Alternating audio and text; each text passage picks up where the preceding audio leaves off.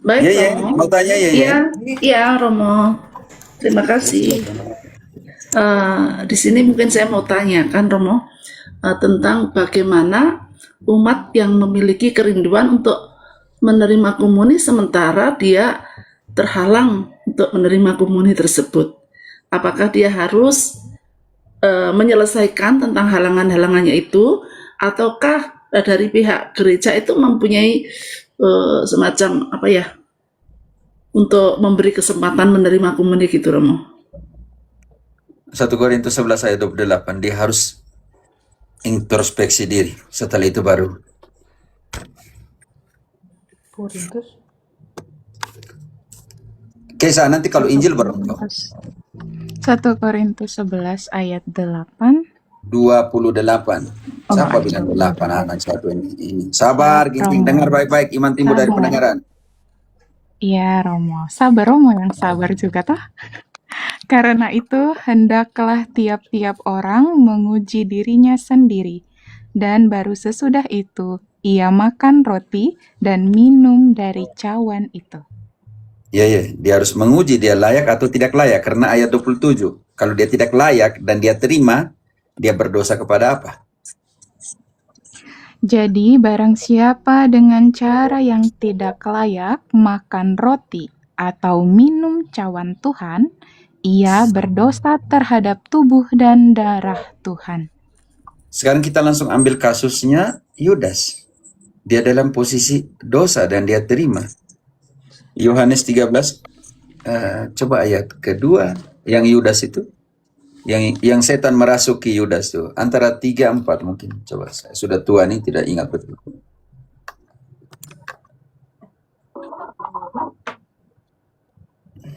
Ayat 2, Romo. Mereka sedang makan bersama dan iblis telah membisikkan rencana dalam hati Yudas Iskariot, anak Simon, untuk Oke. mengkhianati dia. Garis bawahi kata, dia pakai present tense atau past tense di situ.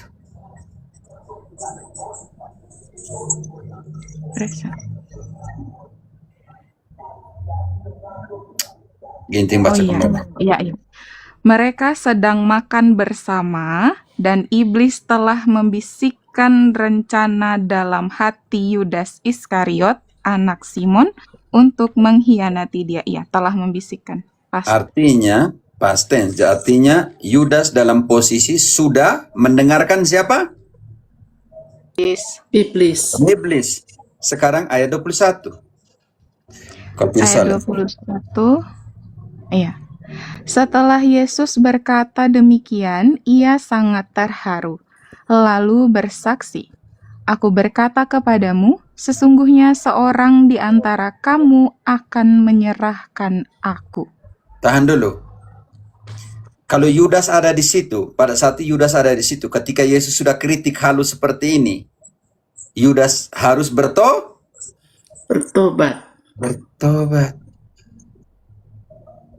Sesungguhnya ada satu di antara kalian akan mengkhianati. Telah dirasuki oleh setan. Kalau Yesus sendiri dia tidak ikut, bagaimana? Baca lanjut ayatnya. Murid-murid itu memandang seorang kepada yang lain. Mereka ragu-ragu siapa yang dimaksudkannya. Seorang di antara murid Yesus, yaitu murid yang dikasihinya, bersandar dekat kepadanya di sebelah kanannya. Kepada murid itu, Simon Petrus memberi isyarat dan berkata, "Tanyalah siapa yang dimaksudkannya." Murid yang duduk dekat Yesus itu berpaling dan berkata kepadanya, "Tuhan, siapakah itu?" Sekarang apa jawab Yesus? Jawab Yesus, "Dialah itu yang kepadanya aku akan memberikan roti sesudah aku mencelupkannya." Sesudah berkata demikian, ia mengambil roti, mencelupkannya, dan memberikannya kepada Yudas, anak Simon Iskariot. Tahan di situ. Berarti Yudas nanti Yudas terima, tetapi Yudas dalam posisi dosa. Dosanya dosa berat. Dengar bisikan Iblis. iblis. Lanjut ayatnya. Apa yang terjadi? Di situ hati-hati, di situ dalam hermeneutik. Tense yang akan digunakan ayat berikutnya itu past tense. Setelah terima. Artinya bukan iblis ada di roti. Makanya banyak terjadi framing dari Protestantisme seolah-olah iblis itu ada di roti. Tapi tidak melihat bahwa ayat berikut digunakan past tense. Setelah Yudas terima roti. Artinya roti telah diterima. Baru siapa masuk. Lanjut. Ya.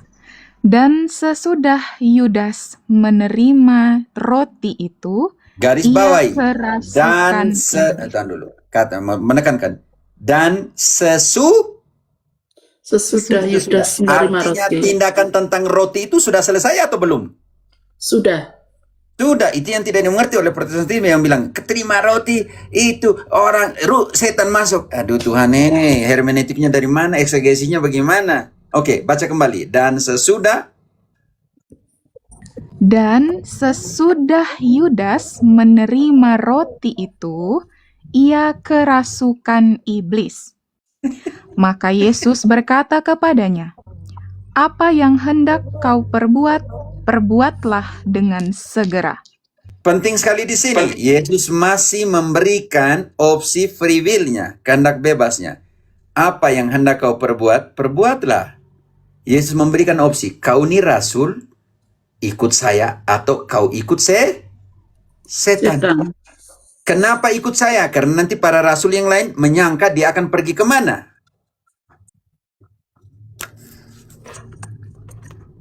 Friska, lanjut. Tetapi tidak ada seorang pun dari antara mereka yang duduk makan itu mengerti apa maksud Yesus mengatakan itu kepada Yudas. Karena Yudas memegang kas, ada yang menyangka bahwa Yesus menyuruh dia membeli apa-apa yang perlu untuk perayaan itu. Ya, karena karena prosesnya penting sekali ya. Karena logika, dia sebagai rasul harus melakukan pekerjaan sebagai rasul. Dan rasul dan bendahara. Ini penting sekali. Dan ketika Yesus memberikan hukum kasih, Yudas tidak ada. Langsung ke ayat 34. Yudas sudah keluar. Karena setelah dia terima itu, dia keluar atau tidak? Ayat 30. Ayat 30, Yudas menerima roti itu, lalu segera pergi. Pada waktu itu, hari sudah malam. Oke, sekarang ketika Yesus memberikan hukum kasih, siapa yang tidak hadir di situ? Ayat 34. Karena Yudas sudah pergi. Kasih tidak mengkhianati, tapi Yudas mengkhianati. Aku memberikan perintah baru kepada kamu, yaitu supaya kamu saling mengasihi. Sama seperti aku telah mengasihi kamu, demikian pula kamu harus saling mengasihi. Lanjut, supaya Dengan demikian, semua orang akan tahu bahwa kamu adalah murid-muridku, yaitu jikalau kamu saling mengasihi. pada saat Yesus memberikan hukum kasih, Yudas tidak ada. Kasih tidak mengkhianati. Karena itu sudah penting sih. Ya. Posisi kalau dalam hermeneutik pertama tentang ini. Ketika Yesus memberikan tubuh dan darahnya, tetapi pada saat itu Yudas dalam posisi berdosa. Karena itu kita kembali lagi ke 1 Korintus 11 ayat ke-27. Kalau engkau berdosa dan kau terima, apa yang terjadi? 1 Korintus 11 ayat 27, jadi barang siapa dengan cara yang tidak layak makan roti atau minum cawan Tuhan, ia berdosa terhadap tubuh dan darah Tuhan. Karena itu engkau harus buat apa sebelum terima? 28-nya. Karena itu, hendaklah tiap-tiap orang menguji dirinya sendiri, dan baru sesudah itu ia makan roti dan minum dari cawan itu. Kalau tidak begitu, ayat 29, kau tidak mengaku yang kau pergi terima itu tubuh dan darah Kristus. Kau pikir itu roti dan anggur saja seperti Protestan, simbol. Karena setiap kali kau pergi terima, kau harus mengaku itu sebagai tubuh Kristus. Karena barang siapa makan dan minum tanpa mengakui tubuh Tuhan, ia mendatangkan hukuman atas dirinya. Jer, Romo naik Romo sejak kapan saya naik Romo? Tidak mengerti. Tulis baik-baik bahasa Indonesia. Nanti orang pikir naik Romo nih bahaya sekali. Oke. Hati-hati ibu, kalau engkau dalam keadaan dosa, berbahaya sekali ayat 30. Sebab itu, banyak di antara kamu yang lemah dan sakit, dan tidak sedikit yang meninggal. Imam Kalau tidak kita- tahu siapa. Cukup 30. Iya. Bukan soal kau kena tidak enak orang lain lihat kau tidak terima. Ini soal keselamatan. Soal kau sakit, lemah dan tidak kalau kau terima dalam posisi dosa berat.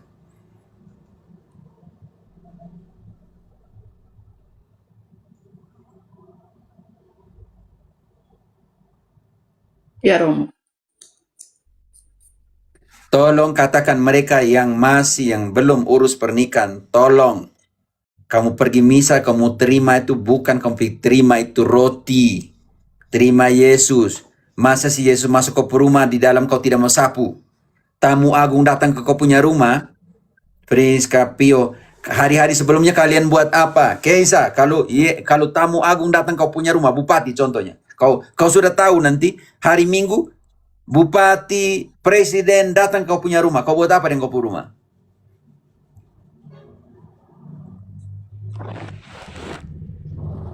Keisa, kau buat apa dengan kau punya rumah? Duh, bingung semua. Yang lain jawab dong. Bersih-bersih. Menyiapkan rumah bersih. Yang sekarang tamu agung yang namanya Tuhan datang ke engkau, masuk ke engkau makan dia, engkau terima dia, korban Paskah, lalu kau terima dalam keadaan kotor dirimu. Kamu tidak malu kah kalau presiden datang kamu bersihkan rumah, sekarang Yesus yang pemilik hidup datang, kamu tidak membersihkan punya rumah. Suruh lagi Yesus, kau sapunya rumah. Dia sudah mati untuk kita semua, sekarang dia sapu lagi rumah.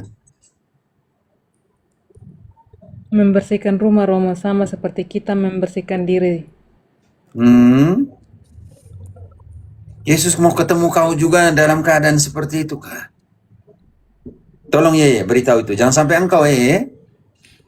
Enggak Romo, bukan saya Romo. Ya.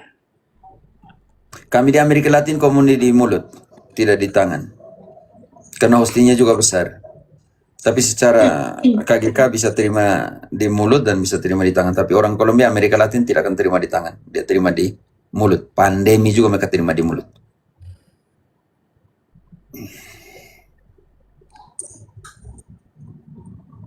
Bagaimana yang tinggal di pedalaman? Cuma sekali dalam sebulan Romo datang melakukan perayaan. Pergilah dengan sungguh-sungguh.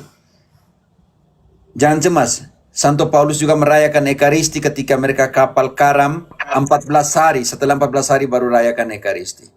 Yang naik langsung miutkan dulu. Kisah, engkau bantu dulu. Kisah 27. Engkau bisa buka Kisah para Rasul? Kisah. Hidup engkau pemaik dulu. Aduh, tolong bantu yang lain dulu. Kisah 27. Ya, Kisah cepat. 27 ayat 33-35. Setelah 14 hari baru Paulus rayakan Ekaristi di kapal karam loh. Kapal karam. 14 hari baru mereka rayakan Ekaristi.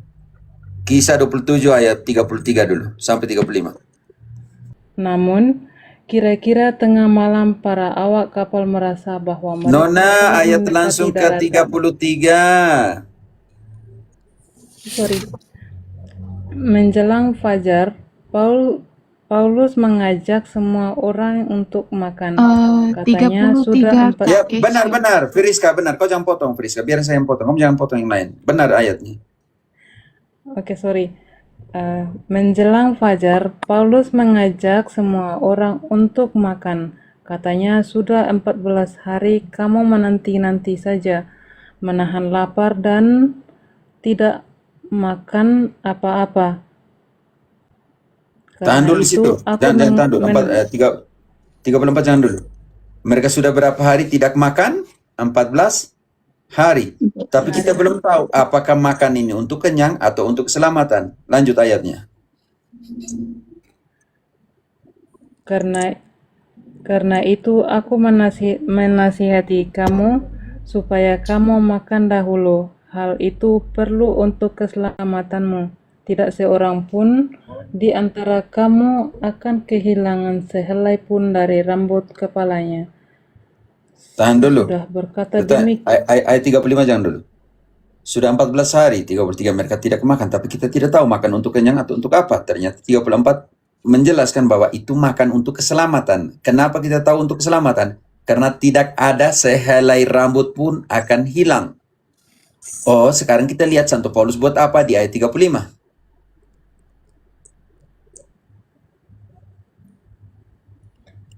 Sesudah berkata demikian, ia mengambil roti, mengucap syukur kepada Allah di hadapan semua mereka yang memecahkannya, lalu mulai makan. Semua orang itu kembali bersemangat. Cukup saya 35 senang. Jadi kalau hanya 31 ayat, satu ayat, jangan langsung ke 36. Jadi Paulus mengambil roti, mengucap syukur dan memecah-mecahkan. Oke, saya mute-kan dulu. Sama seperti yang dibuat oleh Yesus dalam malam perjamuan terakhir. Sama dengan Yesus buat ketika dia bersama-sama dengan murid-murid di Emmaus mengambil roti, memecah-mecahkan, mengucap syukur dan memecah-mecahkan. Jadi, jangan cemas kalian yang ada di pedalaman. Kalau tiap bulan atau tiap 15 hari seperti Paulus setelah 2 minggu kapal karam dan tidak buat ekaristi. Itu nyata sekali teman-teman dalam kitab suci, contoh bahwa bagaimana mereka bertekun sabar sampai dengan 14 hari untuk makan, untuk keselamatan, makanan untuk keselamatan. Jadi untuk teman-teman yang di pedalaman karena Romo hanya 1 atau 2, kalau itu 1 bulan, kalau itu 15 hari, setiap 15 hari manfaatkan itu baik-baik. Pergi, hilangkan semua kegiatan yang lain, hilangkan bola, hilangkan apa, pergi ke sana. Yang kalian mau makan itu Yesus, anak domba Paskah, korban Paskah yang kalian pergi makan itu, bukan main-main. Itu untuk keselamatan. Barang siapa makan tubuhku dan minum darahku akan selamat, akan memperoleh hidup kekal. Saya akan tinggal di dalam dia dan dia tinggal di dalam aku, hidup oleh aku. Itu harus dilihat ya teman-teman dalam pengertian ini. Karena itu Jeran, engkau bisa tabah sedikit atau saya kasih turun nanti? Jangan dulu potong. Saya selesaikan dulu persoalan 1, setelah itu engkau. Jangan dulu, sebentar akan disapa. Oke. Jadi penting sekali di sini. Ini omong tentang ekaristi. Kalau omong tentang ekaristi biasanya setan masuk datang ke sepanas. Oke. Karena itu penting sekali untuk dilihat di sini. Yang tadi di bawah, kami 15 hari baru misa, kami 1 bulan misa. Iya, manfaatkan itu. Romo hanya 1 untuk paroki, 40, 50 stasi di hutan dan semua. Karena itu manfaatkan baik-baik itu.